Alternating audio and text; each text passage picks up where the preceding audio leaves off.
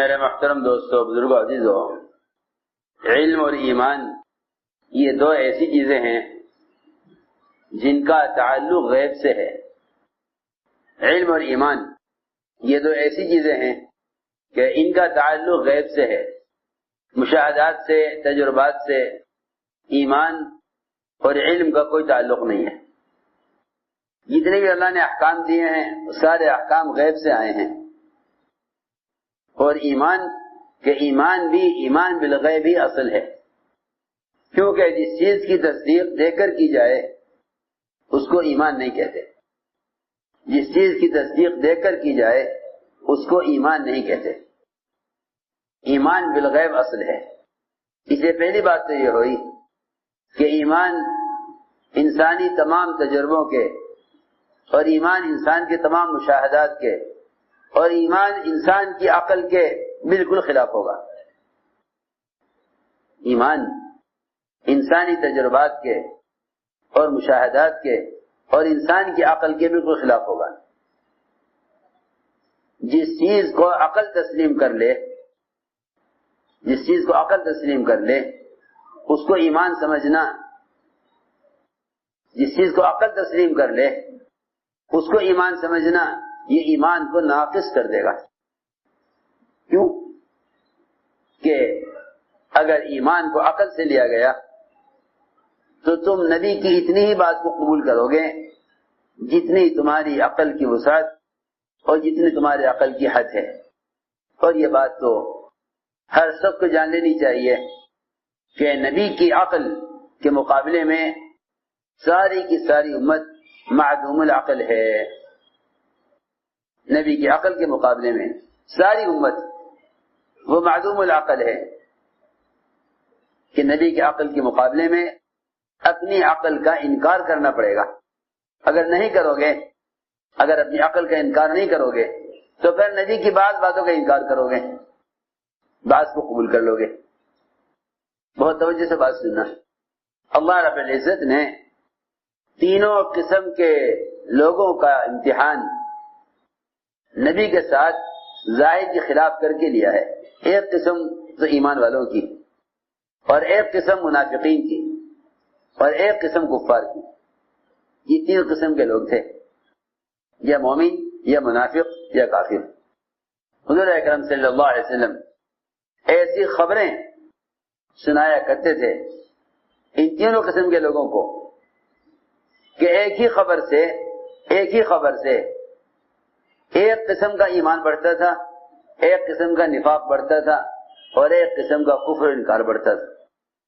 یہ نہیں کافروں کے لیے الگ اور منافقین کے لیے الگ اور ایمان والوں کے لیے الگ کوئی بات ہو، ایک ہی بات ہے سب کے لیے، من شاء فلیؤمن ومن شاء فلیکفر۔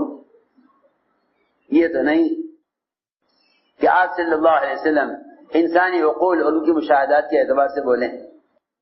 آپ صلی اللہ علیہ وسلم اللہ تعالی کی طرف سے جو غیب کی خبریں دے رہے ہیں ان خبروں کے بارے میں یہ بات ہے، جس کا دل چاہے قبول کرے، جس کا دل چاہے انکار کر دے۔ اسے میں نے عرض کیا کہ ایمان بالغیب اصل ہے، اس لیے نبی کی خبر وہ ظاہر کے بالکل خلاف ہوگی۔ اگر نبی کی خبریں ظاہر کے مطابق ہوں تو ان پر ایمان لانا کوئی ایمان نہیں، اور ان پر ایمان لانا کوئی کمال نہیں۔ کمال تو یہ ہے کہ ہم خبر دیں ظاہر کے خلاف۔ دیکھیں کہ کفار انکار کریں گے، جن کے مقدر میں کفر ہے، جن کے مقدر میں کفر ہے وہ کفر کریں گے، انکار کریں گے۔ جن کے مقدر میں نفاق ہے وہ شک کریں گے اور ان کا شک بڑھے گا، اور جن کے مقدر میں اللہ نے ایمان رکھا ہے ان کا ایمان انہی غیب کی باتوں سے بڑھے گا۔ پہلی بات ہے یہ کہ ہمارے درمیان ابھی زمانے میں بھی غیب کے تذکرے نہیں ہیں۔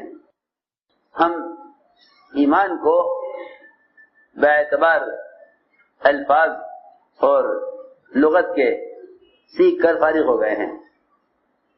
مشکات شریف میں ہی گزر گئی روایت، کہیں عبارت میں گزر گئی اور کہیں کوئی کلام ہو گیا تو وہ لکھ لیا کتاب کاپی میں کہ ہاں بھائی کوئی پوچھے گا ایمان کسے کہتے ہیں تو بتا دیں گے لغت کے اعتبار سے ایمان اسے کہتے ہیں. لغت کے اعتبار سے ایمان صحابہ کو سکھلایا ہی نہیں گیا. صحابہ کرام کو ایمان لغت کے اعتبار سے سکھلایا ہی نہیں گیا، اس لیے کہ وہ سب عربی جانتے تھے. لغت کے اعتبار سے ایمان کو سیکھنا تو لغت کا سیکھنا ہے. تم بیٹھ کے بحث کرتے ہو نا ایمان پر یزید و ینقص کی، کہ بڑھتا ہے یا نہیں بڑھتا، گھٹتا ہے یا نہیں گھٹتا، اس سب کا تعلق صرف ایمان کے لفظ اور اس کی لغت سے ہے. صحابہ ایمان عربی جانتے تھے، ان کو لفظ و بحث کی ضرورت نہیں تھی. وہاں تو ایمان بالغیب سکھلایا گیا، ایمان بالغیب سکھلایا گیا.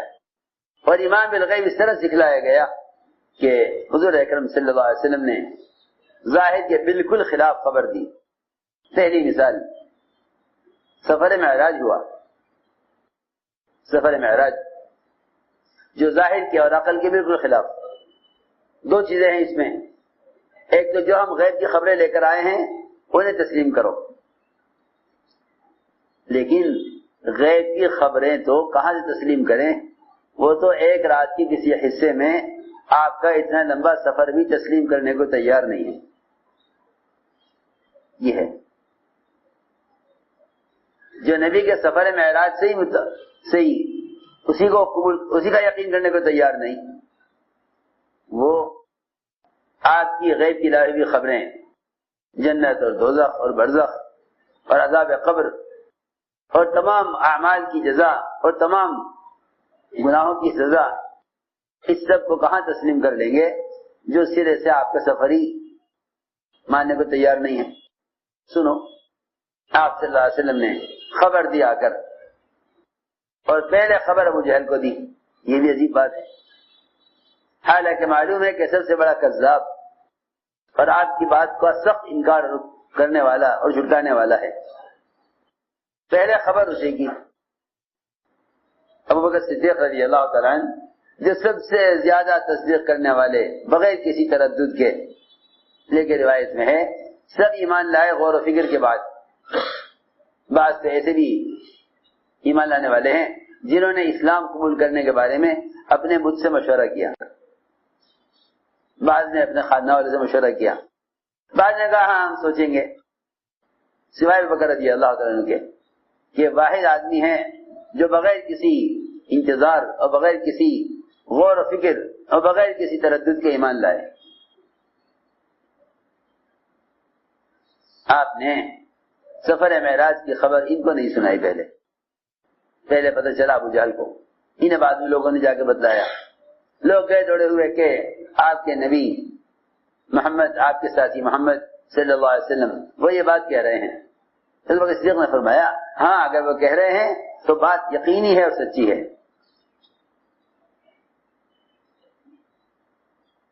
ایک رات میں 1 مہینے کا سفر بھی ہو گیا، آسمانوں کا سفر بھی ہو گیا. یہ کیسے ممکن ہے؟ کیونکہ آج بھی مسلمانوں کا مزاج ہے یہ کہ جس چیز کا وہ یقین نہیں کرتے اس کے لیے دلیل مانگتے ہیں، اس کے لیے دلیل مانگتے ہیں. عجیب بات ہے یہ کہ اللہ کے رسول کے حکم میں دلیل وہ مانگے گا جسے یقین نہیں یا جس کو عمل نہیں کرنا ہے. سنو غور سے. چنانچہ آپ نے خبر دی سفر معراج کی تو مشرکین نے، کفار نے آپ سے دلیل مانگی کہ بتائیے یہ کیسے ممکن ہے کہ ان سے اگر دلیل مانگنی ہے تو پوچھو کہ ہمارا تجارتی قافلہ ملک شام کی طرف جا رہا تھا، آپ کو کہیں ملا؟ اگر آپ گئے ہیں یہاں سے بیت المقدس تو ظاہر بات ہے کہ راستہ ہمارا وہی ہے، ہمارا تجارتی قافلہ ملک شام کی طرف روانہ ہوا ہے، وہ یقین آپ کو راستے ملا ہوگا. بتاؤ اگر آپ سچے ہیں. اللہ کی شان، اللہ تعالی نے پورا اونٹوں کا قافلہ کفار کا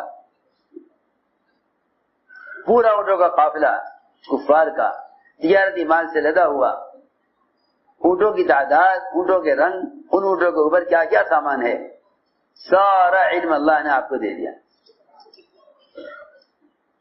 اللہ نے سارا علم دے دیا. یہ دیکھیے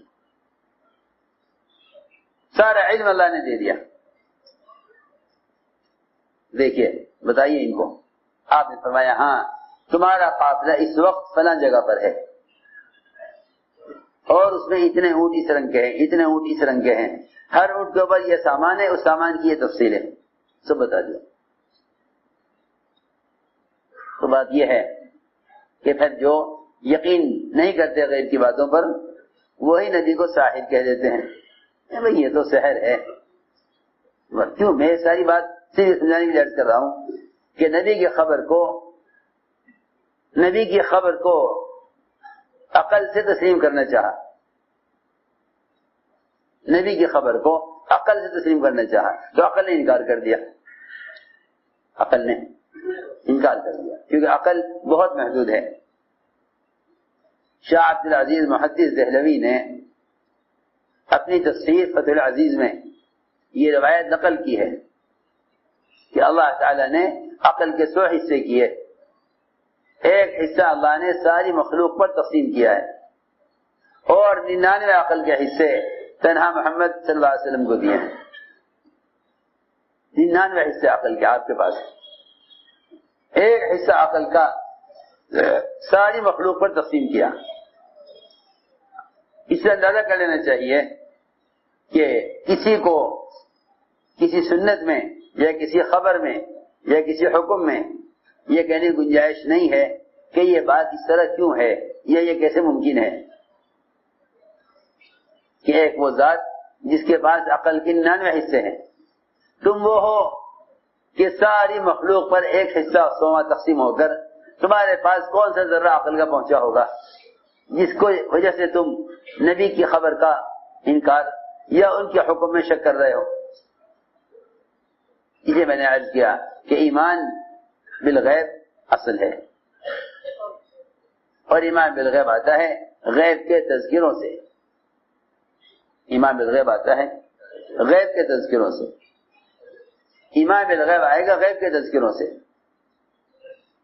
اس لیے سب سے پہلے وہ روایات غور کرنی چاہیے جن میں حضور اکرم صلی اللہ علیہ وسلم نے اپنے صحابہ کا یقین ظاہری شکلوں سے ہٹایا، مشاہدات سے یقین ہٹایا، تجربات سے یقین ہٹایا. ایک صحابی نے آ کر عرض کیا میرے بھائی کو دست آ گئے ہیں، فرمایا اس کو شہد پلاؤ. اس قصے کا مقصد یہ تھا کہ یقین تجربے سے ہٹے، یقین تجربے سے ہٹے، اس لیے کہ تجربات اور مشاہدات یہ ایمان کے بالکل خلاف ہیں، یہ ایمان کے بالکل خلاف ہیں. تجربات اور مشاہدات ایمان کے بالکل خلاف ہیں. عرض کیا کہ بھائی کو دست آ گئے ہیں، فرمایا جاؤ اس کو شہد پلاؤ. اب خیال یہ ہے کہ شہد پلانے کو تو کہہ رہے ہیں مگر شہد کی تاثیر تو گرم ہوتی ہے، اس کے پینے سے تو دست اور زیادہ آئیں گے. یہ سنو غور سے، اس کے پینے سے دست زیادہ آئیں گے. ادھر تجربہ ہے شہد کی تاثیر کا اور ادھر حکم ہے، ادھر حکم ہے ادھر تجربہ ہے، ادھر حکم ہے ادھر تجربہ ہے. اگر تجربے کو دیکھو گے تو پھر خبر سے فائدہ نہیں اٹھا سکتے، اور اگر خبر کا یقین کرو گے تو تمہارے تجربات سے تمہارا کوئی نقصان، تجربات کے خلاف چلنے سے کوئی نقصان نہیں ہوگا. قدم کس پر اٹھایا، تجربے پر یا خبر پر؟ کیونکہ خبر یقینی ہے وہ غیب سے ہے اور نظر غیر یقینی ہے اور وہ آدمی کے اپنے مشاہدے اور تجربے سے ہے. گئے شہد پلایا، شہد پلایا، دست زیادہ آ گئے. پھر آیا عرض کیا کہ میں نے اس کو شہد پلایا، 10 زیادہ آ گئے، فرمایا جاؤ شہد پلاؤ، پھر جا کے شہد پلایا۔ پھر یہی خیال کہ کہہ تو رہے ہیں شہد پلانے کو، لیکن اسے 10 اور زیادہ آئیں گے۔ گئے شہد پلایا، 10 اور زیادہ ہو گئے۔ پھر اگر عرض کیا، فرمایا کہ اللہ کی بات سچی ہے، تمہارے بھائی کا پیٹ جھوٹا ہے۔ یہ کیا بات ہے؟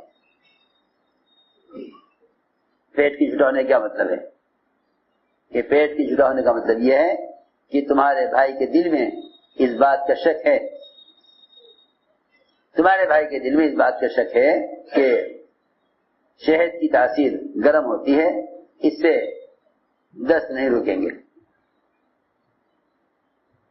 تو اب تم اس خبر سے فائدہ نہیں اٹھا سکتے،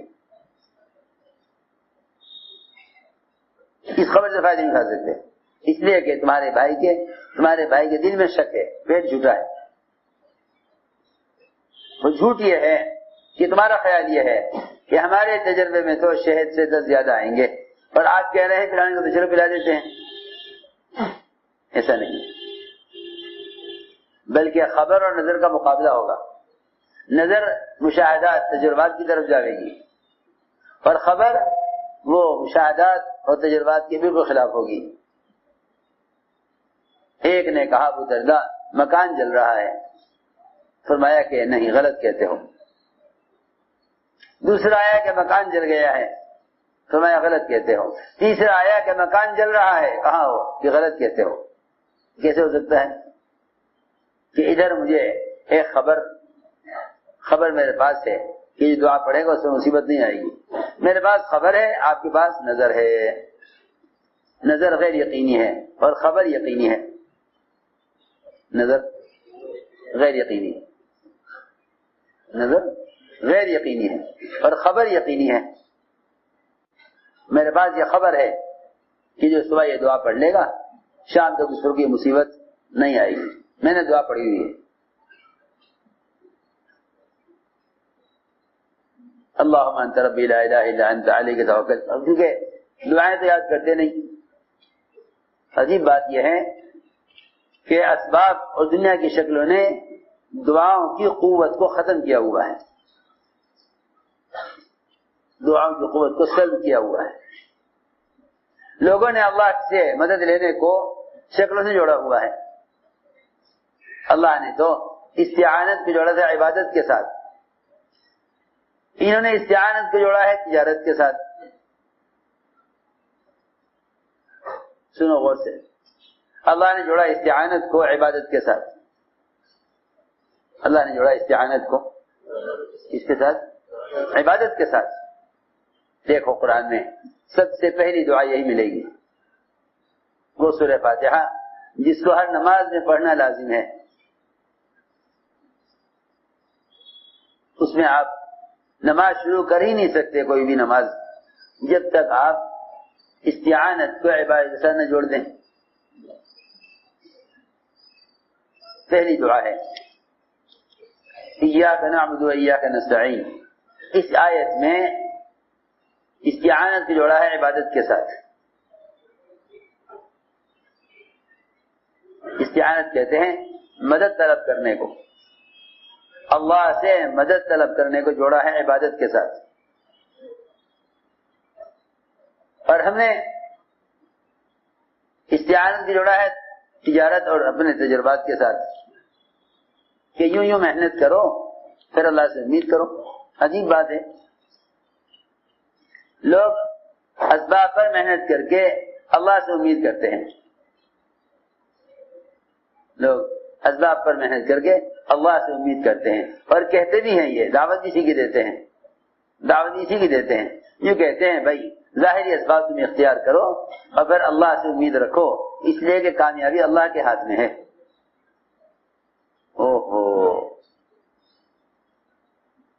ظاہر پر کوشش کر کے اللہ کے ہاتھ میں کامیابی کا یقین کرنا، اتنا تو کفار مشرکین بھی کر رہے تھے۔ ارے میں کیا کہہ رہا، میری بات وجہ سننا۔ ظاہری شکلوں پر محنت کر کے اللہ سے امید، ظاہری شکلوں پر محنت کر کے اللہ سے امید، کفار مشرکین بھی کرتے تھے، اس درجے پر سارے کفار مشرکین پہنچے ہوئے تھے کہ ظاہر اسباب میں کوشش کرو اور اللہ سے امید کرو. اس پر کفار مشرکین اس پر تھے. مسلمان بھی یہاں پہنچا ہے محنت کرتے کرتے کہ بھائی ہم تو ظاہری اسباب پر محنت کرتے ہیں، باقی کامیابی تو اللہ ہی کے ہاتھ میں ہے. ارے اتنا کلمہ تو غیر بھی جانتے تھے کہ اللہ کرنے والے ہیں. ارے سنو، غور سے سنو، اتنا کلمہ غیر بھی جانتے تھے کہ اللہ کرنے والے ہیں. کفار کا جھگڑا لا الہ الا اللہ سے نہیں تھا، کفار کا جھگڑا محمد الرسول اللہ سے تھا. کیا مطلب ہے؟